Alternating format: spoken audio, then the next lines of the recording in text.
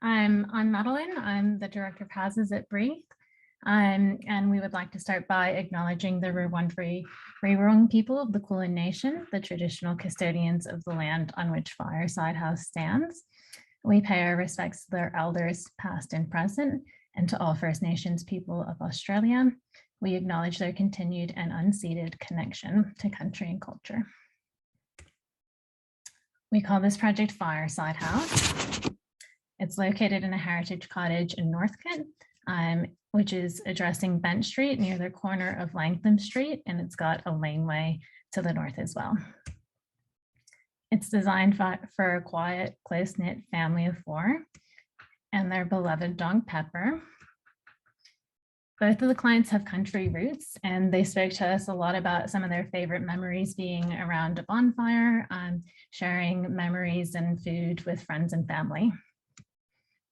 They've got a love for the outdoors, and this is Stuart's fly fishing workshop, which is located now on the first story of the new studio.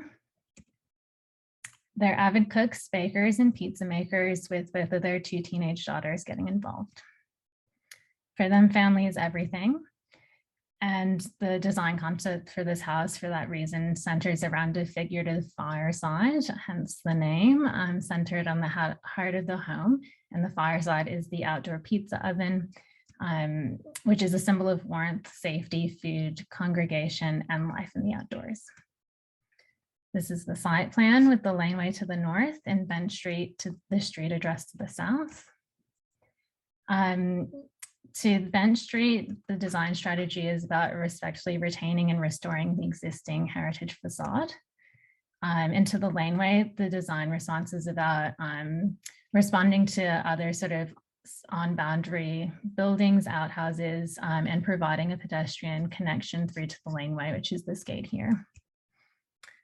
This is an early sketch of the concept. It's a pretty simple sort of design idea that originally there was 2 hipped roofs to the rear of the site. The back of the house was in really bad condition, so it needed to be demolished. And we extended the existing ridgeline out to form 2 gabled ends. We only extended the house by 1 meter to the north. And then one of those gables extends out to form a 2-story workshop on the boundary, creating this interstitial space, which becomes the pizza oven or the fireside, and it's a sort of covered, heated outdoor al fresco dining area. The front of the house is about celebrating the past, which is as much about heritage as it is about sustainability. At Breathe, we always say build less, give more, and we wanted to do as much as we could to retain the existing embodied energy in the property and make the most of what was there, and only sort of touching what needed attention from a structural and quality perspective. The extension is about opening up to volume, space, light, improving functionality and amenity for the clients, as well as improving thermal envelope. This is the plan. At high level, this front of the house is the old bit, the heritage sort of part. It remains lightly touched. So all of the existing floor structure and walls were retained. We were able to insulate underfloor. The existing external walls couldn't be insulated, or the client's budget didn't allow us to replaster the entire house.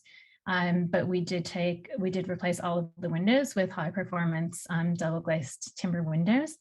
And there was cosmetic touches to these bedrooms, paint and refinishing the floorboards. In these areas, these portions of the plan were modified from like a layout perspective to improve the functionality of the wet areas in the bathrooms for the clients. This is a new sort of multi-purpose room used largely as a study in the last year or so. And this is the connection between the old and the new. So in the old bit of the house, all of the language of the ceiling roses and skirtings and cornices have been retained. In the new house, that changes to a more modern aesthetic. So this is the part of the house that was relatively dilapidated that needed to be demolished. We did extend the footprint by 1 meter. And then this is the alfresco dining area with the fireside and the 2-story workshop to the rear, which is where the clients do their home brewing on the ground floor and their fly fishing workshop on the first floor. And this is that plan in greater detail.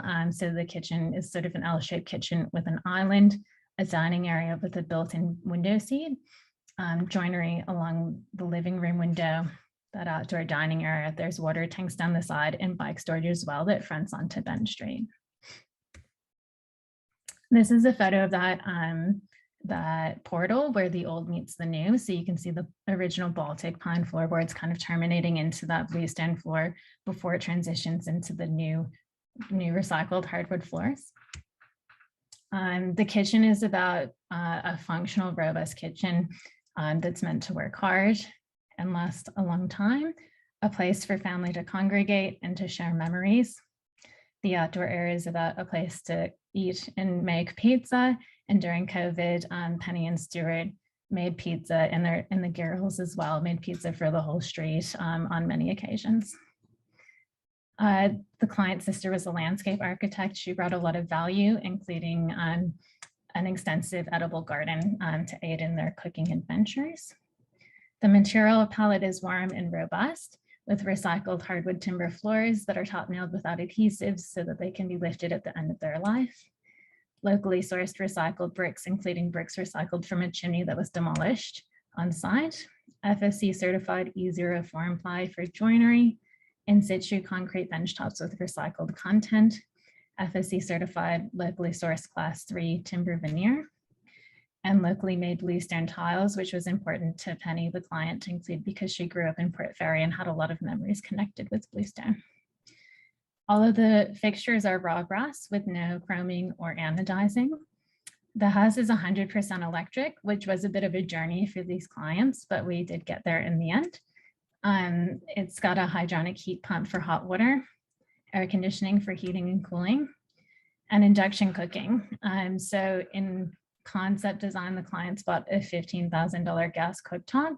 And then we spent 12 months kind of negotiating that process through design and documentation. And Em, who was our project lead on this job, was really patient in explaining to them fossil fuels and how that impacts on climate change.